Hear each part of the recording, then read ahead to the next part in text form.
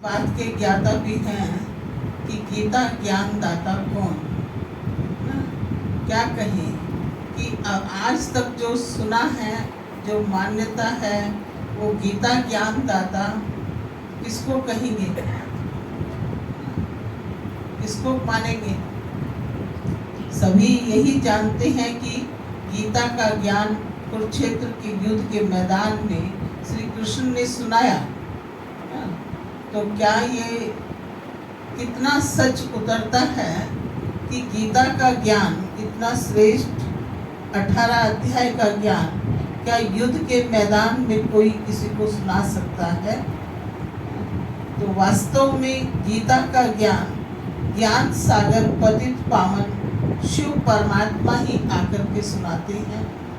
जो सत्य परिचय हमको मिलता है, गीता में ही कहा है कि मैं निराकार हूँ, अजन्मा करता भोगता हूँ, मैं परकाया परवेश होकर के दिव्य अलौकिक जन्म लेता हूँ। तो वो बात आज संगम युग पर शिव बाबा आकर के सिद्ध करते हैं कि सचमुच जो सर्व शास्त्रों का सार, गीता का सार, शिव बाबा आकर के हम बच्चों को सच्चा ज्ञान सुनाकर सच दुनिया में, सच खंड में ले चलने का कार्य सिखा रहे हैं।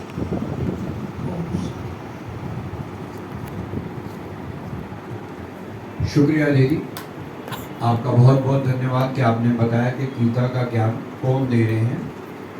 उसी से जुड़ा मेरा अगला प्रश्न है, यूँ तो हमने जो उस पुस्तक के द्वारा जाना, वो तो पुस्तक ये कहती है, गीता पुस्तक जो लोगों ने जैसे धार्मिक ग्रंथ के रूप में हमने जाना जाता है, माना जाता है, उसमें तो ये लिखा है कि युद्ध के अंदर दौरान जब अर्जुन ने अपने रिश्तेदारों को बीच उस रथ को ले जाके खड़ा किया कृष्ण जी द्वारा, उन्होंने उसका अपने अस्त्र शस्त्र का त्याग किया और कहा कि मैं युद्ध नहीं करूँगा।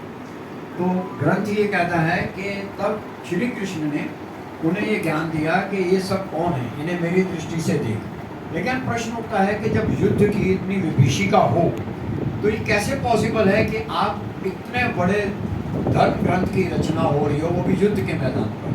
तो ये भी बड़ा अटपटा सा लगता है और संभव सा भी लगता है। तो मेरा अगला प्रश्न यही है कि क्या वास्तव में ये गीता जैसा ज्ञान, जिससे हजारों लाखों लोगों के जीवन में हम परिवर्तन देख रहे हैं, हम जो ब्राह्मण भाई बहने हैं, हमारे जीवन में जो परिवर्तन आया, जो वास्तविक गीता ज्ञान हम सुन रहे हैं, तो क्या ये उस युद्ध के मैदान पे दिया गया या कब दिया गया?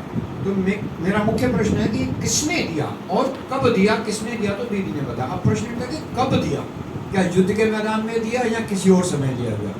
इसी प्रश्न का उत्तर मैं अपनी आदरणीय पूनम दीदी से चाहूँगा, तो दीदी क्या बताएंगे?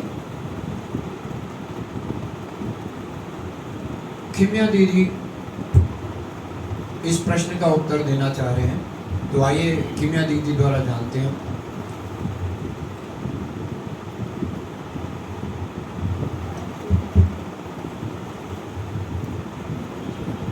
ओम शांति। बहुत सुंदर प्रश्न पूछा गया है कि गीता का ज्ञान किसने दिया और कब दिया। ये कॉमन बात हम सब सुनते आए हैं।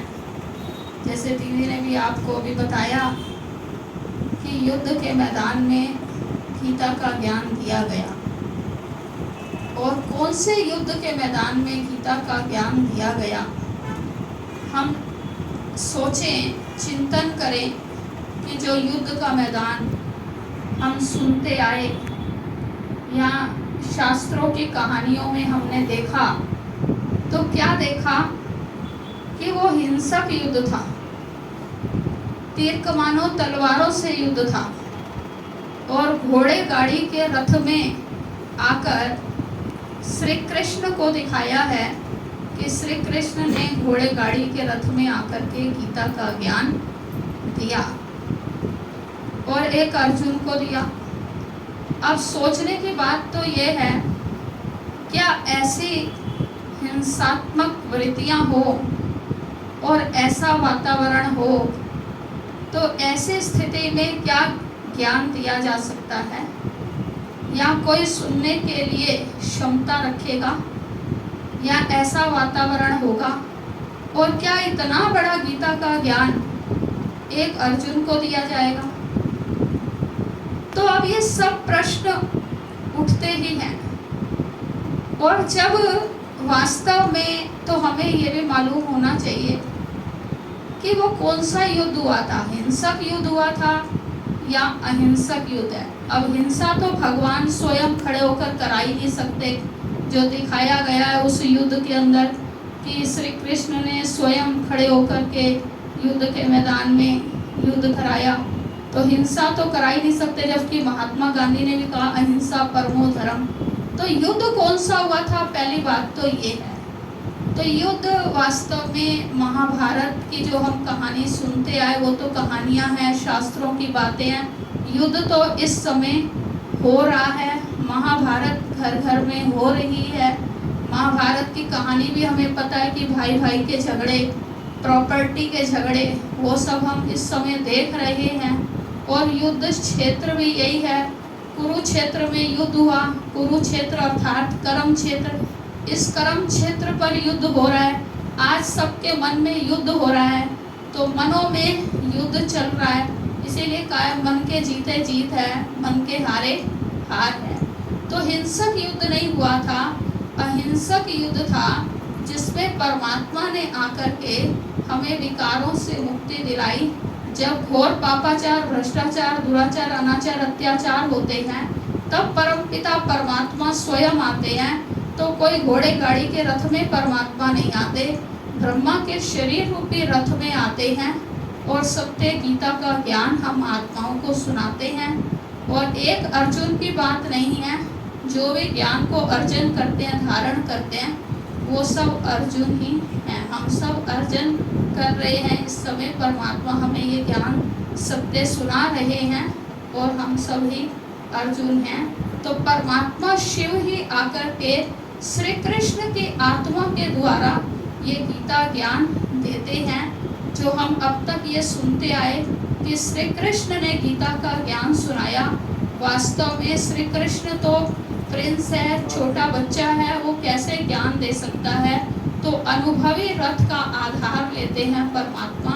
और वही आत्मा जब संपन्न संपूर्ण बन जाती है तो श्री कृष्ण के रूप में फिर अपना नेक्स्ट बर्थ लेकर के पार्ट प्ले करती है। तो श्री कृष्ण की आत्मा के द्वारा परमात्मा शिव निराकार हमें ये सत्य गीता का ज्ञान सुनाते हैं और संगम युग पर सुनाते हैं। संगम युग पर ही परमात्मा आते हैं, जब आत्मा परमात्मा का मिलन होता है। यही वो समय है, इस समय ही परमात्मा ये सत्य गीता का ज्ञान हमें दे रहे हैं ब्रह्मा के मुख द्वारा। और हम आत्माएं इस समय सुन रहे हैं। यही युद्ध का मैदान है और हमें मन पर जीत पानी है, अर्थात ये अहिंसक युद्ध है। विकारों पर जीत पानी है, मनोविकारों को जीतना है। तो यही सत्य जीत है। तो संगम युग पर दिया और परमात्मा शिव ने आकर ये सत्य गीता ज्ञान दिया।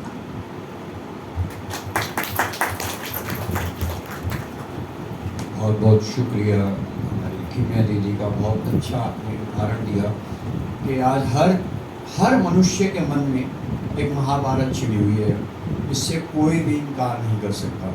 एक बड़ी अच्छी पंक्ति मुझे याद आ रही है कि गीता हर घर में रखी जाती है। धार्मिक एक प्रवृत्ति है कि कोई शरीर त्याग रहा होता है तो कहते हैं से गीता का 18वां अध्याय सुनाओ, से मुक्ति मिलेगी। अब सोचने की बात है कि गीता हर घर में रखी जाती है और कहते हैं महाभारत घर में नहीं रखी जानी चाहिए। अब देखिए होता क्या है, गीता हर घर में है, ज्ञान किसी घर में नहीं, किसी मन में नहीं। महाभारत किसी घर में नहीं रखी जाती और हर घर में आज महाभारत का युद्ध हो रहा है। रिश्तों का युद्ध, हमारे अंतर्मन का युद्ध, अंतर्गत।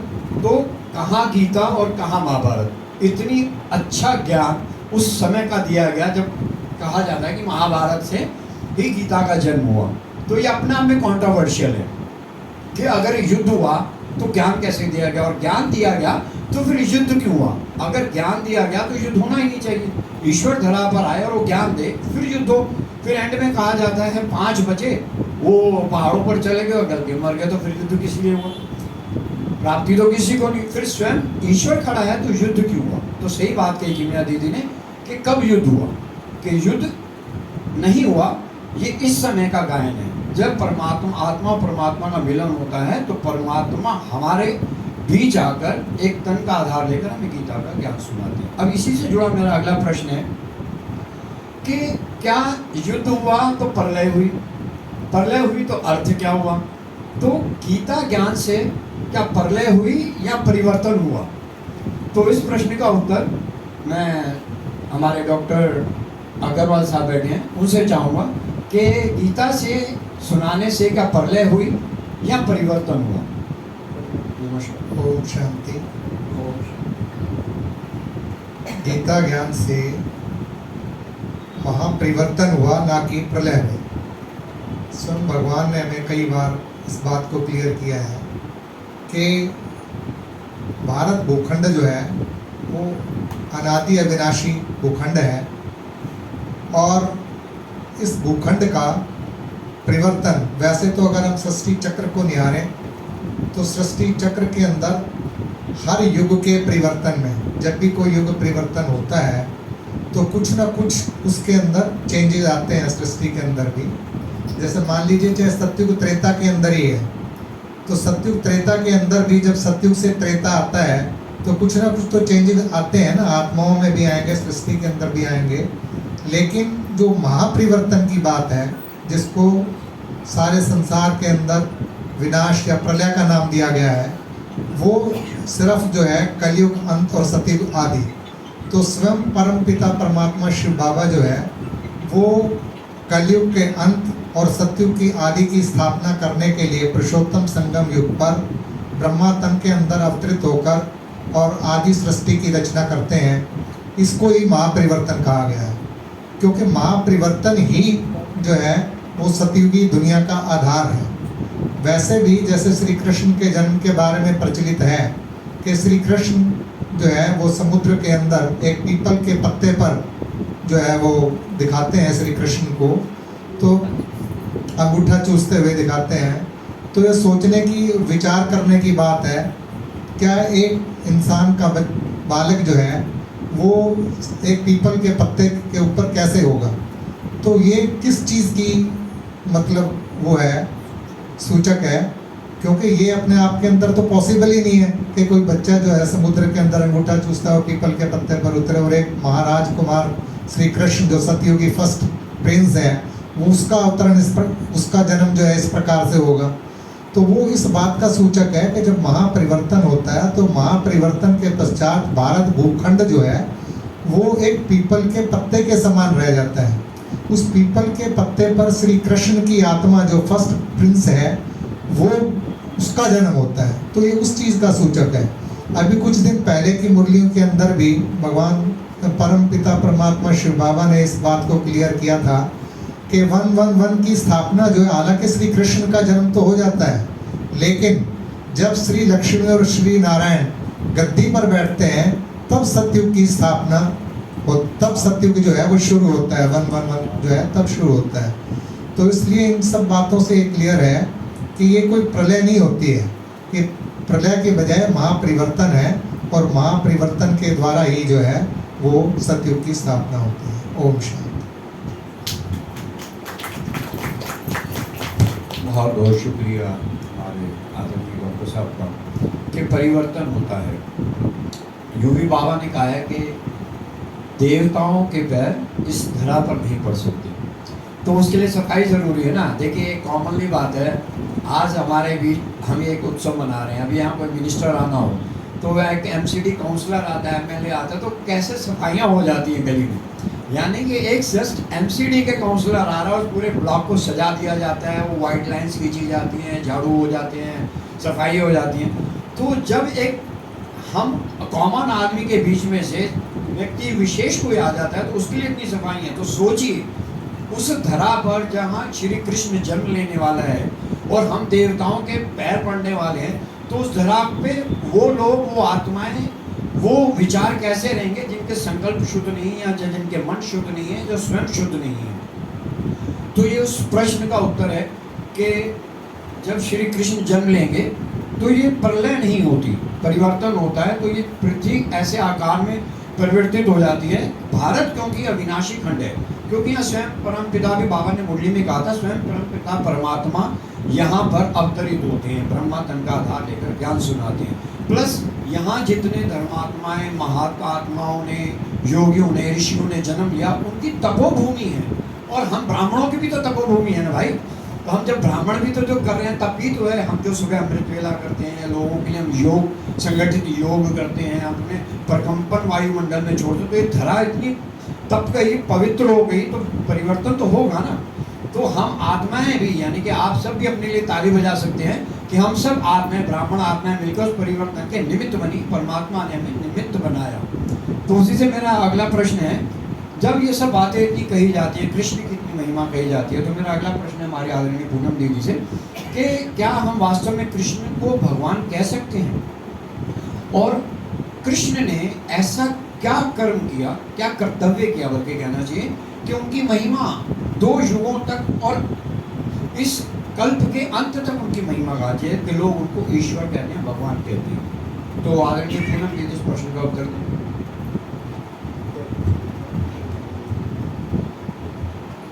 ओम शांति।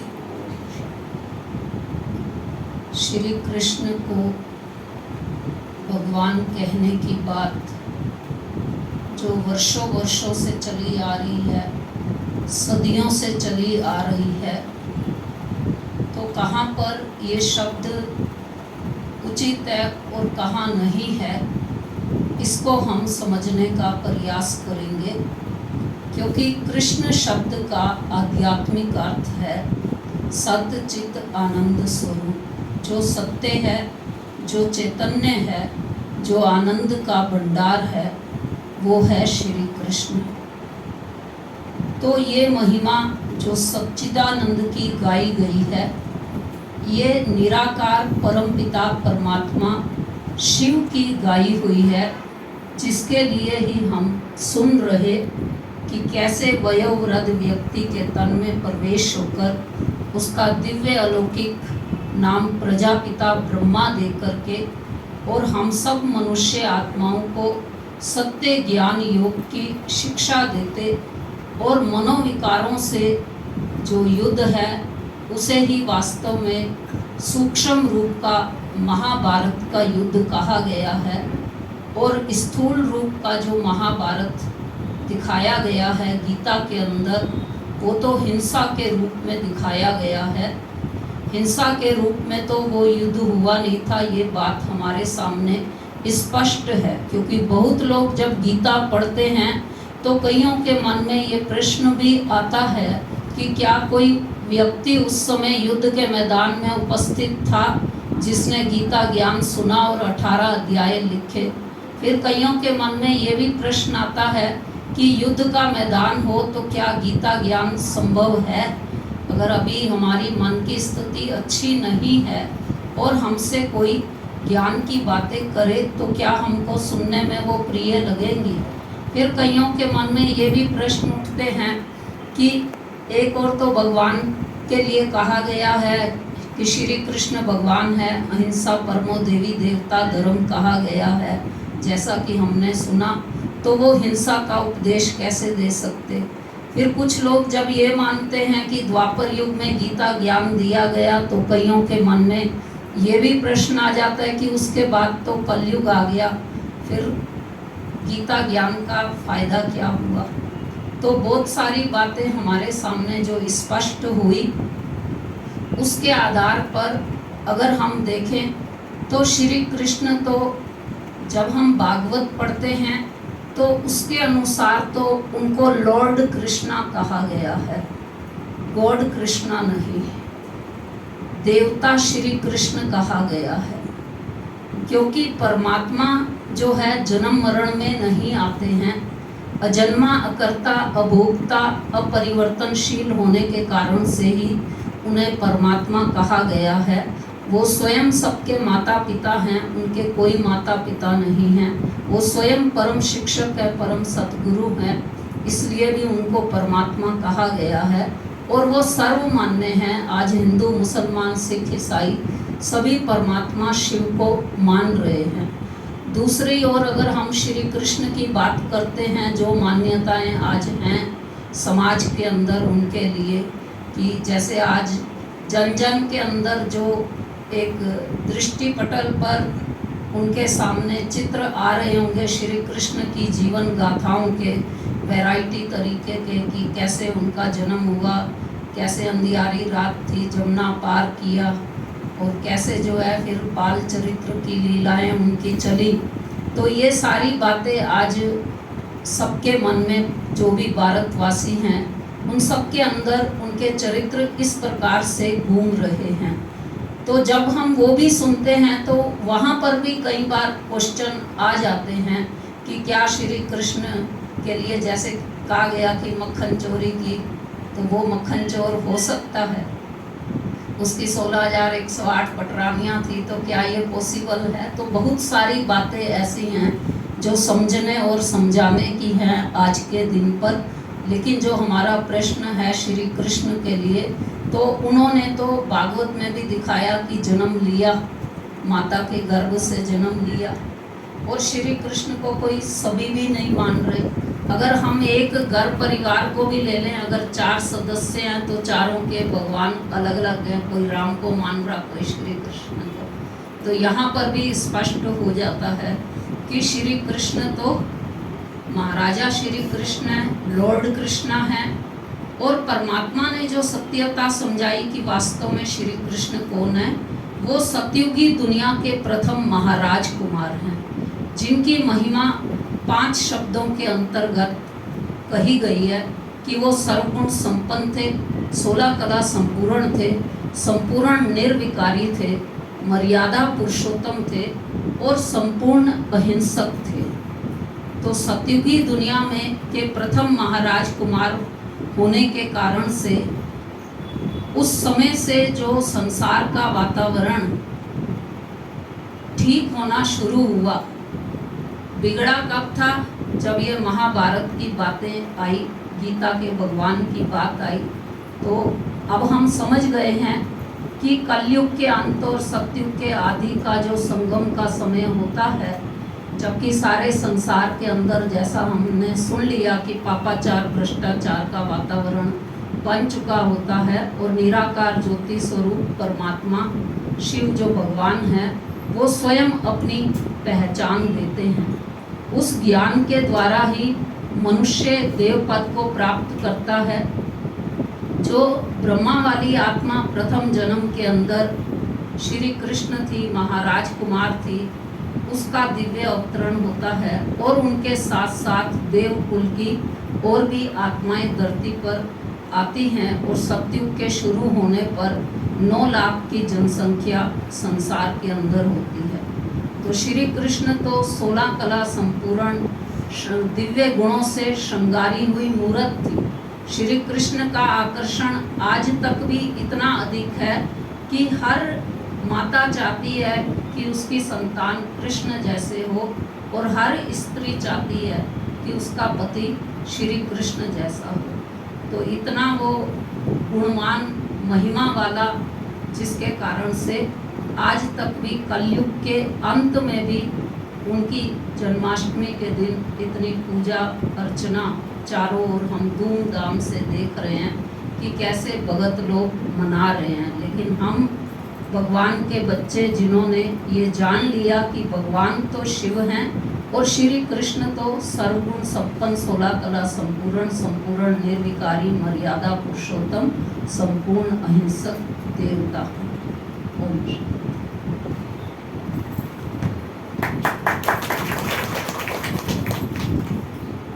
बहुत बहुत शुक्रिया हमारे आदरणीय पूनम दीदी का, जिन्होंने इतने अच्छे प्रकार से हमें एक्सप्लेन किया कि कृष्ण ने ऐसा क्या करते हुए किया कि उनकी महिमा आज तक गाई जाती है। गीता और महाभारत के विषय में एक पंक्ति मुझे याद आती है कि प्यार बांटा गया तो रामायण लिखी गई। ध्यान दीजिएगा कि प्यार बांटा तो रामायण लिखी गई। भाई ने भाई के लिए गद्दी त्यागी और उसकी खड़ाऊ रखकर उस राज्य के निमित्त बने, खुद नहीं गद्दी पे बैठे। तो प्यार बांटा तो रामायण लिखी गई, और जब संपत्ति बांटी गई तो महाभारत हुई। तो ये फर्क है। अगर महाभारत के समय वो पुस्तक लिखी गई होती गीता, तो फिर युद्ध नहीं होता। तो ये अपने आप में सिद्ध हो जाता है कि जब प्यार बांटा जाता है तो रामायण लिखी जा सकती है। और जब संपत्तियों का बंटवारा होता है, देशों का बंटवारा होता है, युद्ध के अलावा कुछ नहीं बचता। तो इसी कड़ी में मेरा अगला प्रश्न है, जिज्ञासा है लोगों की। ये जो हम प्रश्न कर रहे हैं, कॉमन लोगों के मन में विचार आने वाले प्रश्न हैं। बहुत सारे विद्वान पुरुषों ने इस पे कई किताबें लिख डाली। महात्मा गांधी जी ने किताबें लिख डाली, तिलक राज, स्वामी रामतीर्थ परमहंस, और भी जितने विद्वान हैं उनके भी मन में ये शंकाएं थी। वही शंकाएं हमारे मन में है। जब आप गीता को ज़्यादा पढ़ते हैं, कृष्ण के चरित्र को पढ़ते हैं, तो उसमें समझ आते हैं कि कई चीज़ें ऐसी हैं जो कॉन्ट्रोवर्शियल हैं, कि अगर ऐसा था तो ऐसा कैसे हुआ। वही प्रश्न हम लेके चल रहे हैं। उसमें अंतिम प्रश्न है मेरा कि अगर गीता उस युग में लिखी गई तो फिर युग परिवर्तन होना चाहिए था। फिर तो द्वापर के बाद तो कलयुग नहीं आना चाहिए था। तो द्वापर कलयुग आता है, लेकिन अगर कृष्ण को दिखाते हैं हमारे हिसाब से कृष्ण तो आए सतयुग में। फिर ईश्वर जब धरा पर आए तो सतयुग आना चाहिए था, मगर द्वापर के बाद तो कलयुग आ गया। ऐसा कैसे हुआ? फिर वो कौन थे, वो आत्माएं कौन थी, किनको ईश्वर ने निमित्त बनाया, जिनको निमित्त बनाकर वो युग परिवर्तन से, जो कल परिवर्तन होता है 4 युग के बाद, वो युग परिवर्तन के निमित्त कौन आत्माएं बनी, किनके द्वारा ईश्वर ने वो परिवर्तन किया, वो धरा पर वो सतयुग कब आएगा, कैसे आएगा, उनके निमित्त कौन है, कौन बनेगी। तो मेरे प्रश्न का उत्तर पूनम दीदी दे रहे हैं। ओम शांति। तो हमें अब तक यह स्पष्ट हो चुका है कि महाभारत का युद्ध पुरुषोत्तम संगम युग पर जब परम पिता परमात्मा शिव आते हैं तो सूक्ष्म रूप का भी चलता है और स्थूल रूप का भी चलता है। सूक्ष्म रूप का तब चलता है जबकि परम पिता परमात्मा श्री कृष्ण की दुनिया को लाने के लिए, मनुष्य को देवता बनाने के लिए ज्ञान देते हैं, योग सिखलाते हैं, सेवा करना सिखलाते हैं, और साथ साथ धारणाओं की बातों में विशेष पवित्रता की बात करते हैं। तो उस समय उस पवित्रता की बात पर अनेक आत्माओं को मनोविकारों के कारण से अनेक प्रकार की कठिनाइयाँ सहन करनी पड़ी, उनके जीवन में अनेक विघ्न आए। तो ब्रह्मा मुख से जो ज्ञान को सुनते गए, जिन्होंने पवित्र रहने की प्रतिज्ञा की, वो ब्रह्मा की भुजाएं सच्चे सच्चे ब्राह्मण कहलाए। और ब्राह्मण ही अपने तपस्वी स्वरूप के द्वारा गर्भग्रस्त में रहते हुए कमल फूल समान जीवन व्यतीत करते हुए राजयोग की शिक्षा के द्वारा स्वयं के भी पाप कर्म को खत्म करके मनोविकारों पर विजयी होकर पवित्र जीवन व्यतीत करते हैं, वातावरण को पवित्र बनाते हैं। क्योंकि कलयुग के अंत में वातावरण सारा तमो प्रधान, नकारात्मक, नेगेटिव बन चुका होता है। तो राजयोग के द्वारा सच्चे सच्चे ब्राह्मण ही योग अभ्यास के द्वारा वातावरण को शुद्ध करते हैं, ठीक करते हैं। और फिर जब स्थूल रूप का महाभारत अर्थात natural calamity, civil war, atomic war के द्वारा सारा वातावरण चेंज हो जाता है, बहुत थोड़ी सी संख्या में लोग बच जाते हैं। क्योंकि हमने ये तो समझ ही लिया कि प्रलय नहीं होती लेकिन महापरिवर्तन होता है। तो जो थोड़े से मनुष्य आत्माएं बचते हैं, उसमें से कुछ ब्राह्मण बचते हैं, कुछ वैज्ञानिक बचते हैं, कुछ साइंटिस्ट इंजीनियर भी बचते हैं, जिनको भी नई दुनिया के निर्माण कार्य में स्थूल रूप से सहयोगी बनना होता है, वो बचते हैं। क्योंकि योगी आत्माएं परिवर्तित होते समय को देखते हुए अपनी योग बल की शक्तियों से लोगों के अंदर शांति का वातावरण बनाए रखते हैं, उनको मुक्ति की राह दिखाते हैं। अनेकानेक कार्य महापरिवर्तन के समय बची हुई ब्राह्मण आत्माओं का रहता है। और उसके साथ साथ जहाँ एक और महाभारत विनाश काल के रूप में, महापरिवर्तन के रूप में चलता रहता है, वहाँ दूसरी ओर स्थूल रूप से स्थापना निर्माण का कार्य भी जो बचे हुए लोग हैं उनके द्वारा चलता रहता है। और इसके साथ साथ परम धाम से नीचे शुद्ध पवित्र आत्माएं आती हैं, योग बल से जन्म लेती हैं और इस प्रकार से सतयुग की सुंदर दुनिया का निर्माण कार्य प्रारंभ हो जाता है। और पूरा सतयुग त्रेता युग तक का जो समय होता है 2500 साल का समय चक्र के अंदर आधा समय संपूर्ण सुख शांति से भरपूर होता है। इसलिए उस समय को स्वर्ग कहा गया है, बहिष्ठ कहा गया है, फूलों का बगीचा, हेवन, पैराडाइज, कृष्णपुरी, विष्णुपुरी, राम राज्य, ब्रह्मा का दिन, भिन्न भिन्न नाम, जन्नत उसी समय को ही कहा गया है। तो इस परिवर्तन के अंतराल के अंदर परमात्मा शिव सच्चे सच्चे ब्राह्मणों के द्वारा सतयुगी संसार को निकट ला रहे हैं। सभी को बहुत जल्दी ये मालूम चल जाएगा कि बस अब श्री कृष्ण आए कि आए, सतयुगी दुनिया आई कि आए। ओम शांति।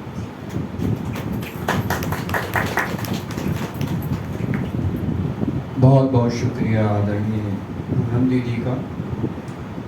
अब तक आपने जो सुना उसका एक सार रूप हम लेते हैं कि हमने ये जो कार्यक्रम रखा आप लोगों के लिए, जो लोगों के जिज्ञासाओं के प्रश्न में आगे आपके लिए रखे, इसका अभिप्राय क्या था, प्रायोजन क्या है, ये आयोजन क्यों किए जाते हैं। देखिए हम और आप, हम सब दुनियावी लोग हैं, हम गृहस्थी हैं, गृहस्थ व्यवहार में रहते हैं, लोगों से मिलते हैं, उठना बैठना, रिश्तेदार सब, ऑल आर नॉट बीकेज।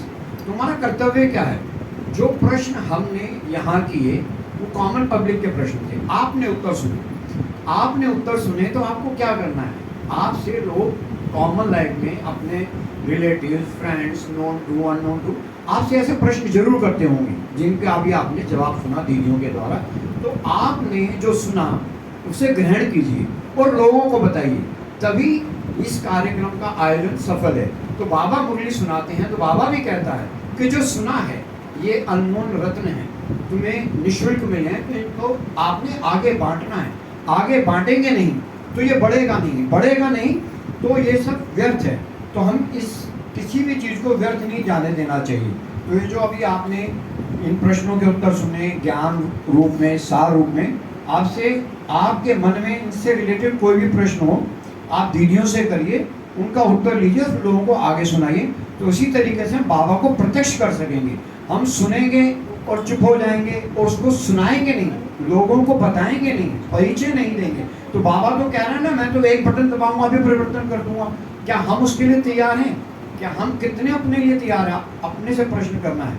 तो हमें ऐसे प्रश्नों के उत्तर देने के लिए स्वयं को प्रिपेयर करना है। स्टूडेंट तो हम हैं, 86 साल से बाबा हमें स्टूडेंट बना के पढ़ा रहा है, मगर अब रिजल्ट आ गया, हमें टीचर बनकर इस ज्ञान को आगे पब्लिक में सुनाना है, लोगों की जिज्ञासाएं शांत करनी है। तभी परिवर्तन होगा, तभी सृष्टि में परिवर्तन आएगा और हम सब इस धरा पर अपना राज्य करने के लिए, राज्य भाग लेने के लिए आएंगे। वरना तो हम सुनाते रहें, आप सुनते रहें, ये सिलसिला तो चलता रहेगा जब तक परिवर्तन नहीं आता तब। तो इन चीज़ों को आपने सुना, मैं आपका आभारी हूँ कि आपने इसको बैठ के ज्ञान को सुना। और ज्ञान को सुना आपने, चिंतन करिए, मनन कीजिए और आगे बढ़िए। शुक्रिया, धन्यवाद। ओम शांति।